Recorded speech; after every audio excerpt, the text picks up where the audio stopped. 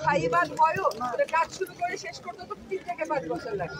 আপাতত বিপদটা কাটাবার জন্য আমরা এই কাজটা করেছি এবং সেখানে প্রত্যেকটা কাজের পর্যায়ে পর্যায়ে আমরা স্থানীয় মানুষকে সম্পৃক্ত করেছি, যাতে অনিয়মের যে অভিযোগ উঠতেই পারে তারা নিজে থেকে নিষ্পত্তি করতে পারে, অনিয়ম যাতে না হয়, ঠিকভাবে যেন কাজটা হয়।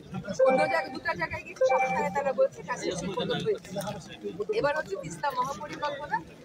তিস্তা নদীটার আসলে গতি প্রকৃতিটা অনেকটাই আমাদের উপর নির্ভর করে না, এটা নির্ভর করে উজানের দেশে। সরকারি পর্যায় থেকে তিস্তা চুক্তির ব্যাপারে কাজ করা হয়েছিল। আপনারা জানেন 2011 সাল থেকে ওই চুক্তিটা স্বাক্ষর করা এখনো জায়জ, তবে সেই প্রক্রিয়াও সেই কাজও চলমান আছে।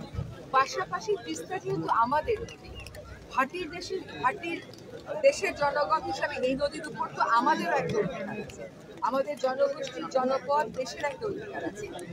সেটা আমরা কেমন করে সুরক্ষিত রাখতে পারি, সেজন্য 2016 সালে চীন সরকারের সাথে একটা স্মারক হয়েছিল, যার পরে একটা